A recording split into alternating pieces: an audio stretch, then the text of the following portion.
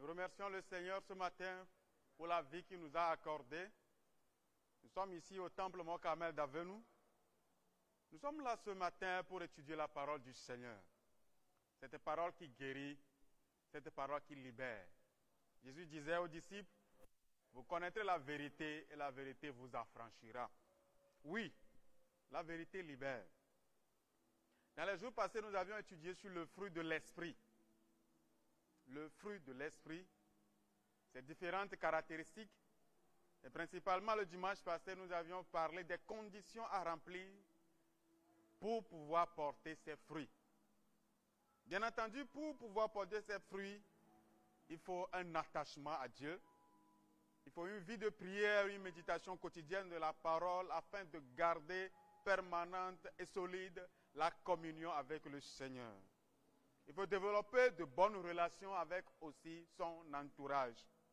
Bien-aimés, ce matin, nous allons continuer notre série de leçons. Mais avant tout, nous allons prier le Seigneur.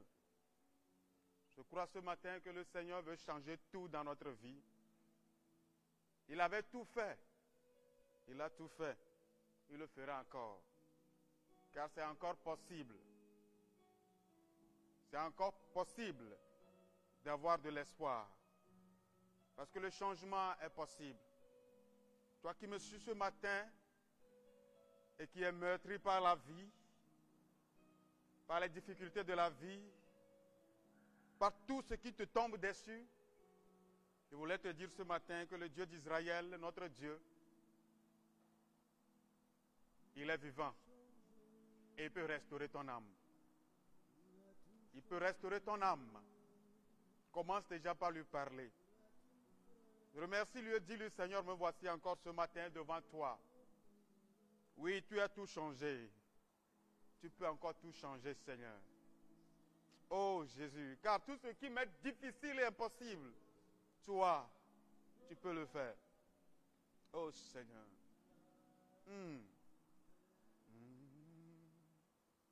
Il a tout changé.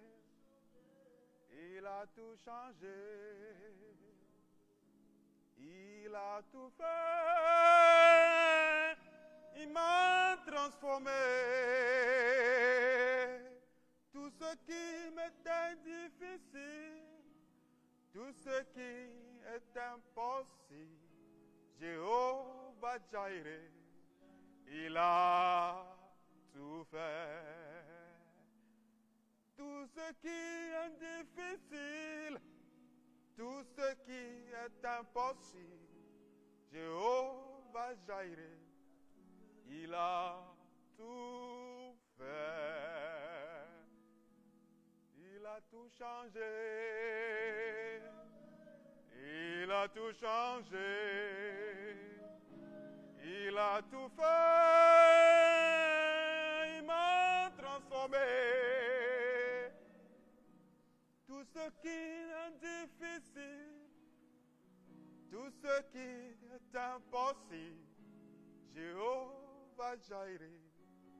Ah Seigneur, ah Jésus, notre salut était impossible, mais toi tu as pourvu. Notre délivrance était impossible, mais toi tu nous as délivrés. Notre guérison était impossible, mais toi tu nous as guéris. Oui, notre restauration était désespérée, mais toi tu as apporté l'espoir. Merci Jésus. Merci Jésus. Oh Jésus. Ce matin, nous voulons parler des blessures émotionnelles et de la guérison intérieure. C'est la leçon 15 de notre livret de l'école du dimanche, les blessures émotionnelles et la guérison intérieure.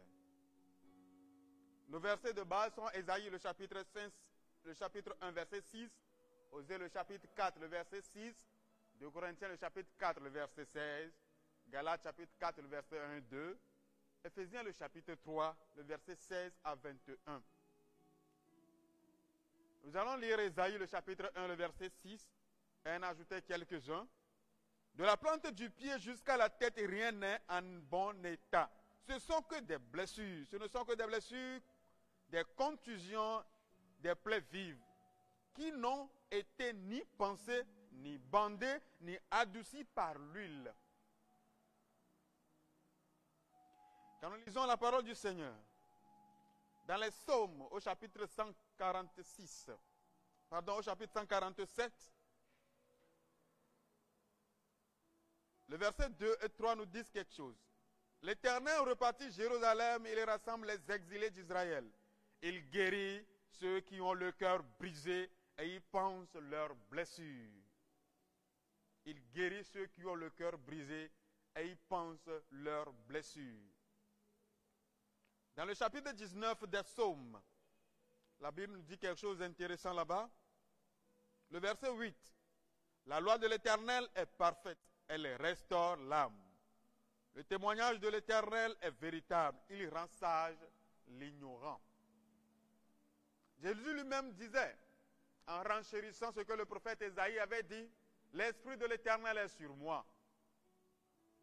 Il m'a oint pour guérir les cœurs brisés, pour restaurer ceux qui ont l'âme abattue. Parler des blessures émotionnelles, bien-aimés, on ne peut parler de blessures s'il n'y a ce qui a blessé et ce qui a été blessé. Ce qui a blessé et ce qui a été blessé. D'ailleurs, qu'est-ce qu'une blessure? Bien-aimé, une blessure de façon simple peut être définie comme une affection qui atteint un corps, en sorte que cela crée une ouverture vers l'extérieur de ce corps. Tu es en train d'utiliser une lame pour te tailler les ongles, maladroitement tu te blesses. Le sang sort. Ta peau, l'intérieur de ta peau est exposé au danger de cette blessure. Et quand nous observons un peu les accidents de circulation, les gens sont blessés par-ci et là, d'autres ont de la fracture, etc., des plaies ouvertes, des plaies béantes. Ce sont des blessures. Mais au-delà de ces blessures physiques, il y a aussi des blessures intérieures. L'une d'elles, ce sont les blessures émotionnelles. Les blessures émotionnelles. Parler de blessures émotionnelles, c'est parler des blessures qui atteignent le moral de la personne. Ce sont des frustrations, des événements qui affectent notre sentiment, notre sensibilité, notre psychologie, notre manière de voir, notre manière de penser, notre dignité. En sorte que nous nous sentons blessés dans notre fort intérieur. Oui, un homme naturel peut être blessé. Un chrétien aussi peut être blessé. Mais l'amour de Dieu couvre une multitude de péchés. En ce sens où Jésus nous a donné la grâce et il nous a fait cette grâce ultime, qu'avec lui, nous obtiendrons toujours la guérison, quelles que soient les blessures auxquelles nous sommes exposés. Nous allons citer quelques-unes de ces blessures que, comme je l'avais énumérées, la panique créée devant certaines situations, certains imprévus, devant certains faits, dans nos groupes, dans nos associations, dans nos relations, que ce soit dans le corps de Christ ou bien à l'extérieur, dans la vie professionnelle, nous sommes exposés à tout type de blessures émotionnelles. Ou ceux en qui nous croyons avoir la ferme confiance, qui ne pourront jamais nous faire ça, vous vous rendez compte qu'effectivement c'est cette personne qui vous a dit telle chose et qui a affecté votre vie. Mes chrétiens, je voudrais vous rassurer ce matin, la personne en laquelle tu as plus confiance, c'est cette personne-là qui te fera mal. Cet ami que tu as, en qui tu as toute ta confiance, tu as toute l'assurance, tu es heureux à être avec lui, c'est cette même personne, de façon consciente ou inconsciente même, posera des actes qui te feront très très mal. Très très mal. Ne réfléchissons pas trop loin, observons même le Satan. Lorsqu'il était serviteur auprès de Dieu. C'est lui à qui Dieu a confié beaucoup de potentiel qui s'est soulevé contre Dieu. Et nous les humains, nous voulons quoi? Si Dieu lui-même était embêté par l'ange en lequel il avait placé beaucoup de confiance, l'ange auquel il a donné beaucoup de talent, il a fini par vouloir son poste. Alors que dans la vie active, lorsque quelqu'un veut vous prendre votre poste, votre emploi, on dit souvent, il veut vous tuer. Les blessures émotionnelles, ce sont des choses qui peuvent arriver à l'improviste. Ce sont des accidents imprévus, brusques, surprenants, qui affectent notre état, qui affectent notre morale, qui affectent notre identité. Quand nous prenons la vie du couple au quotidien, il y a des choses qui arrivent dans des foyers où la femme finit par dire à son mari, « Je regrette de t'avoir épousé ». Ou c'est le monsieur qui le dit. Je vous assure, il y a des expressions qu'on ne prononce jamais, qu'il ne faut jamais prononcer dans la vie du couple. Même si cette expression était venue en pensée, ne la sors pas. Parce que les dégâts que ce que tu diras, les dégâts que ça causera, tu ne pourras pas les réparer totalement. Tu ne pourras pas les réparer. Il faut que nous sachions que nous sommes dans un monde où le monde a son mode de vie. Et le chrétien aussi a son mode de vie, qui d'ailleurs est en inimitié, est contre le mode de vie de ce monde, mais qui est appelé à vivre dans ce monde. Quelle que soit l'éducation que vous donnez à vos enfants, rassurez-vous, les enfants sortent. Même si vous les cloisonnez à la maison, ils vont à l'école. Ils vont rentrer dans un groupe qui a une autre éducation, une autre manière de voir les choses, un autre comportement. Et les enfants sont des professionnels en copie-coller. Tout ce qu'ils voient chez leurs confrères, leurs petites sœurs, leurs amis, ils répètent ça. Je me rappelle d'une amie qui m'a dit comment il a appris à prier à son enfant quand on veut manger.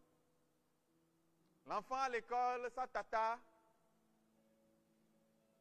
est d'une église qui n'est pas la même que celle des parents. Quelques jours après, elle a demandé à son enfant, puis on va manger. On va répéter la prière qu'on leur a enseignée à l'école suivant les doctrines de l'église de sa tata, de sa maîtresse de l'école. Le papa a dit non, c'est bien. Mais tel que je t'ai enseigné, fais-nous cela. L'enfant dit non, c'est ce que tata nous a enseigné à l'école. Quand tu veux manger, voilà comment on prie. Chrétien. Là, ce ne sont pas des blessures, mais ce sont des exemples d'actes qui peuvent affecter notre vie.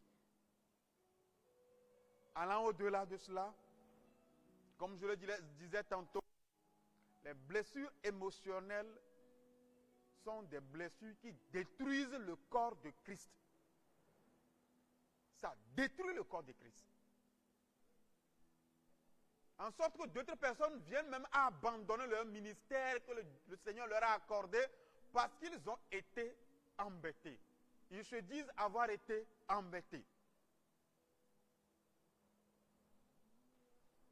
Si l'homme naturel ne t'embête, est-ce un animal dans la maison?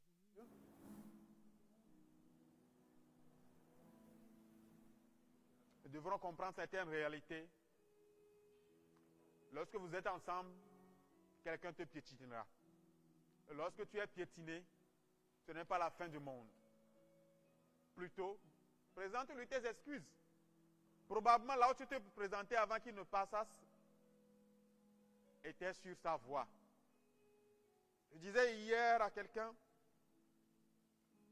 le pardon est divin. Mais arriver à pardonner, c'est carrément autre chose. Si le Seigneur nous pas en toi cette aptitude à pardonner, si tu ne t'ouvres pas au Seigneur, arriver à user du pardon, c'est difficile. Lorsque toi-même, qui a été affecté, qui a été embêté, qui a été offensé, tu dois même pardonner à celui-là qui t'a embêté, à celui-là qui t'a offensé, c'est carrément un autre sujet encore. Il y a des pardons qu'on exerce pendant qu'on pleure. On pleure même. Mais quand tu finis de le faire, tu te sens heureux. Parce que la blessure que tu avais eue, cette blessure n'a pas été enlevée, mais a disparu par l'œuvre de la croix. Je voudrais parler également de la guérison intérieure. Parce que notre terme dit les blessures émotionnelles et la guérison intérieure. C'est deux sujets. La guérison intérieure. Ben, ça veut dire qu'il y a une guérison extérieure. Ici, nous voulons parler de la guérison de l'âme. La guérison de l'âme. Les psaumes que nous avons lus au chapitre 19, verset 8, disent « La loi de l'Éternel est parfaite, elle restaure l'âme. Le témoignage de l'Éternel est véritable, il rend sage l'ignorant. » La guérison intérieure, c'est la restauration complète d'un malade, d'une personne dont l'âme a été affectée par une blessure quelconque. Et quand on parle de l'intérieur ici, on veut parler principalement de l'âme de la personne. L'âme de celui-là qui se sent affecté, de celui-là qui se sent embêté, de celui-là qui se sent offensé. Et tout ce qui se rattache à l'âme, nos émotions, nos sensations, nos sentiments, nos pensées, lorsque ces domaines de notre vie sont affectés, nous nous sentons complètement déboussolés, réduits au néant. Mais ce matin, je voulais vous rassurer, quelles que soient les blessures que vous avez, quelles que soient les blessures que vous avez un vrai docteur. Lui, c'est le docteur Jésus. Il guérit tout type de maladie, tout type de blessure. Jésus, non seulement il est prêt, mais aussi il est capable de t'en guérir, de t'en délivrer, afin que ton âme soit restaurée. Je voudrais ce matin que nous comprenions bien que la parole de Dieu, notre Seigneur Jésus-Christ et l'Esprit de Dieu sont à notre disposition pour nous guérir de toute maladie. Lisons la parole du Seigneur dans 3 Jean au verset 2 que nous connaissons tous bien. 3 Jean au verset 2. Bien-aimé, je souhaite que tu prospères à tous égards et sois en bonne santé comme prospère l'état de ton âme. Je souhaite que tu prospères à tous égards et sois en bonne santé comme prospère l'état de ton âme. La bonne santé est observée physiquement. Mais il a conclu le verset en faisant un rappel très intéressant et très important. L'état de ton âme. Sois en bonne santé comme prospère l'état de ton âme. Quel est l'état de ton âme? C'est pour rappeler ici bien que l'état de notre âme affecte notre physique. Autrement, le reflet que nous avons physiquement, l'image que nous présentons, n'est que la révélation, le reflet de notre identité intérieure, de l'état de notre âme. Et vous conviendrez avec moi, lorsque vous êtes blessé par quelqu'un dans un groupe, à chaque fois que vous vous retrouvez dans ce groupe, vous vous rappelez de tout, comme si c'est aujourd'hui que la scène se passe encore. Et je veux bien vous dire ce matin, si jusque-là, vous avez tout ce rappel, et ça vous fait encore mal, vous n'êtes pas encore guéri. Parce qu'une plaie qui a été guérie ne fait plus mal. Amen. Nous sommes arrivés à la présentation de notre leçon du jour. Aujourd'hui, nous avons démarré notre étude sur les blessures émotionnelles et la guérison intérieure. Nous avons parlé principalement de ce qu'est la blessure émotionnelle et de ce qu'est la guérison intérieure. Je voudrais ce matin que chacun d'entre nous puisse analyser sa vie par rapport à ces deux points. Suis-je blessé? En quoi suis-je blessé? Mes relations avec mes frères et sœurs, mes relations avec mes collègues, mes relations avec mes entourages, parce que la leçon précédente m'a dit d'avoir une bonne relation, un bon témoignage avec mon entourage. Cette leçon vient me faire un rappel. Quelle est cette relation que j'ai? Est-ce qu'elle est fructueuse? Est-ce qu'elle est utile? Les jours à venir, nous parlons des symptômes des blessures émotionnelles, de leur suite. Je voudrais que ce matin, chacun puisse dire quelque chose à Dieu. Seigneur, oui, ma vie a été affectée par des péripéties. J'ai traversé des difficultés jusqu'à ce jour. Mais j'ai besoin de toi dans ma vie. Parce qu'un cœur joyeux est un remède. Proverbe au chapitre 17, le verset 22 nous dit quelque chose. Proverbe le chapitre 17, au verset 22. La Bible nous dit, un cœur joyeux est un bon remède, pas n'importe lequel, un bon remède d'ailleurs. Mes amis, si on parle de remède et on ajoute encore l'épithète bon, c'est parce que c'est bon.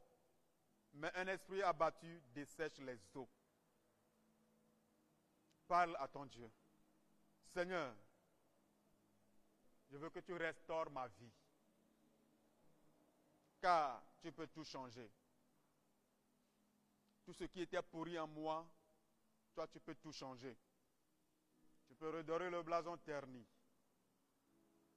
Là où la douleur a régné, tu peux apporter la joie. Là où les pleurs ont régné, tu peux apporter l'allégresse. Parce que toi, tu es le Dieu du changement. Parle à ton Dieu. Parle à ton Dieu. Oh Seigneur. Alléluia. Tu as tout changé. Change encore notre vie. Change encore notre vie. Change encore notre vie, Seigneur. Oh, viens, Seigneur. Viens, Seigneur. Touche la vie de mon frère, touche la vie de ma soeur. Parce que toi, tu peux tout faire. Il a tout changé. Il a tout changé. Il a tout fait. Il m'a transformé. Tout ce qui est difficile, tout ce qui est impossible, Jéhovah Jireh, il a tout fait. Tout ce qui est difficile, tout ce qui est impossible, Jéhovah Jireh, il a tout fait. Ah oh. Il a tout changé. Il a tout changé. Seigneur, tu as tout changé. Et tu peux encore tout changer. Viens et change l'état de notre âme. Change notre vie en de nouvelles vies. Oui, sois béni notre Dieu. Sois honoré notre Dieu. Merci pour la guérison que tu veux nous accorder de toutes nos blessures, car tu es celui qui nous guérit. Honneur et louange à toi. Que ta main de grâce nous accompagne tout au long de la journée, du reste de la semaine. Sois avec nous. Au nom du Père, du Fils et du Saint-Esprit de Dieu. Amen. Soyez bénis.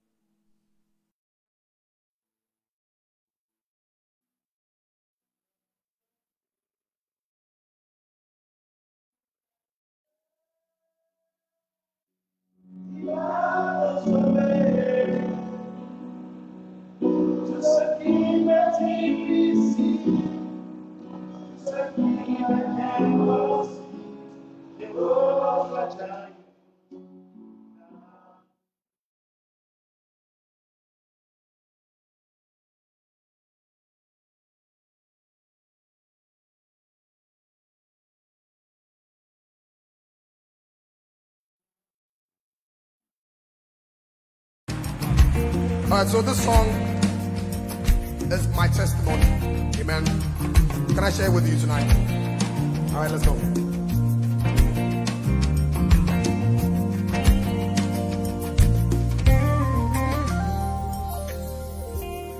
I am who I am because of you. If it had not been for you, tell me where would I be? I was lost and sinking deep in sin, but you reached out your hand and rescued me. No one else can do the things you do. There's no one else but you. I am who I am because of you. If it had not been for you, tell me where would I be? I was lost and sinking deep in sin, but you reached out your hand and rescued me. No one else can do the things you do. Oh God, there's no one else but you. So I say this. Bononie, Bononie, Bono. No one else but you. Bononie, Nuncha Bononie, Bono. No one else but you. Ladies and gentlemen, welcome to Luigi McLean. Never thought that you could love someone like me. Gave up your life for me, yeah. You even go on and call me your very own. So grateful for your love.